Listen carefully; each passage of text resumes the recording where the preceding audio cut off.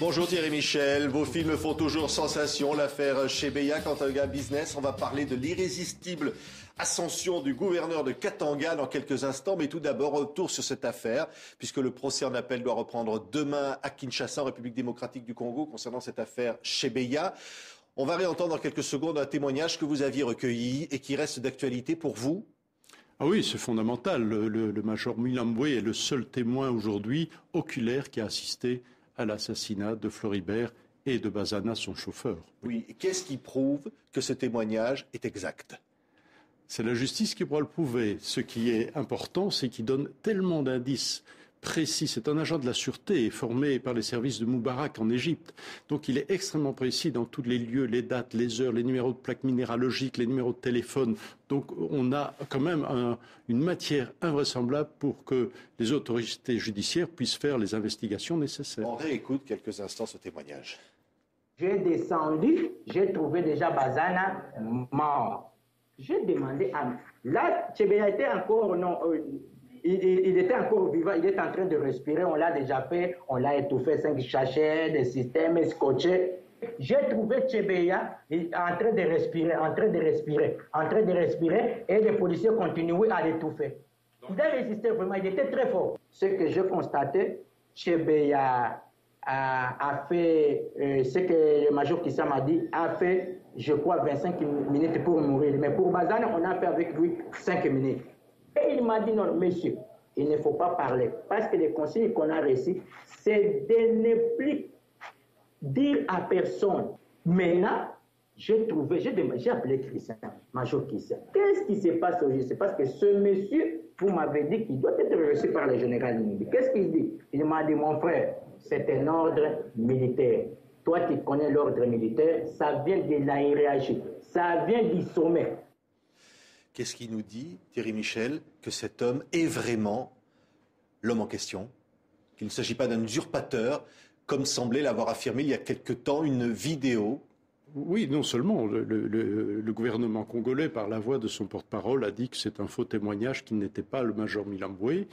Et ça a été confirmé par plusieurs membres de la famille du major Milambwe qui ont dit ne pas avoir reconnu sa voix. Qui disait notamment qu'il y avait un bégaiement qui n'était pas visible là. Moi, je suis personnellement convaincu que c'est le vrai major Milambwe.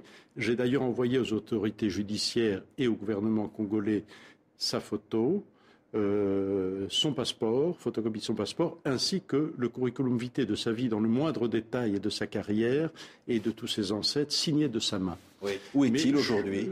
Et il est dans un pays où il se cache pour le moment, parce qu'il se sent menacé sur sa vie, évidemment, puisqu'il a fait l'objet d'une arrestation extrajudiciaire. Lui-même s'était livré à la justice, dit-il, à vérifier, et aurait fait l'objet d'une arrestation extrajudiciaire pour le soustraire à la justice congolaise. Il a l'intention aujourd'hui de sortir de son secret? Absolument. De toute façon, il a été aujourd'hui auditionné par des organisations internationales, dont Avocats sans frontières France, par plusieurs avocats internationaux, dont Maître Cantier, un Français. Et donc, tout ça est acté, des heures et des heures d'enregistrement. Et il prépare des recours, si la justice congolaise n'arrivait pas à trouver la vérité, des recours devant la justice à la fois africaine. En tout cas, ils vont s'adresser au rapporteur spécial en matière de droits de l'homme de l'Union africaine, mais aussi des Nations Unies. Donc l'affaire est loin d'être finie. Vous n'attendez rien du procès en appel qui s'ouvre demain à Kinshasa? Je suis inquiet du fait que, voici quand même 9 mois, j'ai donné une série de révélations aux autorités congolaises et des éléments leur permettant de mener des investigations. Entre autres, le plan fourni par ce major. On va montrer d'ailleurs ce plan, vous nous l'avez amené. Où le chauffeur... Là aussi, qu'est-ce qui prouve qu'il s'agit vraiment du plan réel, du lieu où est enterré? Rien ne le prouve, si ce n'est qu'on a un plan extrêmement précis, décrit d'abord de manière littéraire, mais ici dessiné de la parcelle d'un officier de l'armée, parcelle voisine d'ailleurs du commandant des forces de police de la ville de Kinshasa, où le corps serait enterré. Il suffisait d'aller vérifier si la terre avait été retournée. Or, je constate qu'après 9 mois où ces indices sérieux ont été fournis à la police, aux autorités judiciaires congolaises, aucun devoir d'enquête n'a été fait. Donc je me demande pourquoi cette lenteur, pourquoi cette résistance à mener des vraies enquêtes, à aller au bout de la recherche de la vérité. Qui devrait être entendu dans le procès? Ou est-ce que, tout simplement, vous pensez que ce procès doit échoir à la justice internationale? Moi, je souhaite que ce soit évidemment la justice congolaise qui puisse éclairer cette tragédie, ce crime abominable qui a été réalisé par des officiers supérieurs de la police congolaise. On va voir des images. C'est votre prochain film, un extrait de la bande-annonce de l'irrésistible ascension de Moïse Katumbi. Moïse Katumbi a voulu faire une démonstration de force aujourd'hui pour faire le bilan. C'est le bilan de ces 100 jours en fait. Excellence, nous vous félicitons. Veuillez trouver dans ce trophée symbolique la reconnaissance de toute une nation.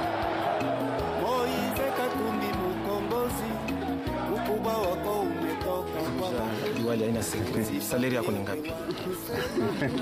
Hakuna mtu akwa kumitosha humu. Kama nimeambia sasa kumitosha, mweza mwende mkatoshe governor pakiti yake. Ole Moïse, ana Moïse mu Bible, ni Moïse, bale muzaka Katumbi chapwe. Comment vous faites pour faire des films, Thierry Michel, alors que vous avez été expulsé de la République démocratique du Congo? Oh, ben, je n'ai pas fini, hein. J'ai quand même des réseaux, des relais, des amis. En plus, ce film-ci, je l'ai commencé il y a 7 ans. Oui. C'est un film qui est sur la durée. J'ai commencé avec Moïse Katumbi était à l'époque un homme d'affaires richissime, sûrement le plus riche homme d'affaires, businessman congolais, mais il n'était pas encore l'animal politique qu'il est devenu. Il a fait campagne et je l'ai suivi depuis lors. Dans Jeune Afrique, il a fait la couverture. Moïse Katumbi, je ne suis pas un obsédé de la politique. Il vous accuse de manipulation, de contre-vérité et d'avoir déformé les faits d'informations non vérifiées. J'ai déjà répondu par une lettre publique avec des éléments de preuve à l'appui de ce qui est dit là. Je pense que ce n'est pas un plaidoyer anti-Katumbi, loin de là. Ça montre au contraire son irrésistible ascension, tant dans le football que dans la politique, que dans les affaires et sa puissance médiatique. Mais qu'est-ce qui dérange autant dans un film comme celui-là? Pourquoi ça pose problème? Je pense qu'au Congo, on n'est pas très habitué, évidemment, à ce qu'on donne la parole aux intellectuels de la société civile. Là, il y a un opposant, évidemment, comme dans tout pays, un opposant prend la parole, un activiste des droits de l'homme, des journalistes prennent la parole également. Ils ont des voix discordantes ou dissidentes et ils mettent des bémols à toutes ces réussites du gouverneur en posant des questions qui me semblent justes à approfondir. Ça veut dire que vous dites que ce personnage n'est pas aussi lisse qu'il veut bien le faire paraître. En tous les cas, c'est une sorte de Berlusconi africain, c'est ça? Comme tout le monde, il n'est ni ange ni démon. Il a réalisé des choses. Il faut bien reconnaître ce qu'il a réussi dans sa province du Katanga, qui n'a pas été réalisé ailleurs. Mais aussi, l'ivresse du pouvoir peut demain le toucher. Et donc, c'est bien que des gens disent attention sur la presse, sur les droits de l'homme, etc. Il y a quand même des questions à se poser parce qu'il s'est passé des faits avérés et prouvés d'ailleurs qui posent question. Merci Thierry Michel. L'irrésistible ascension de Moïse Katumbi donc sort en Belgique et peut-être bientôt en France. Merci d'avoir été l'invité de TV5 Monde. Merci beaucoup.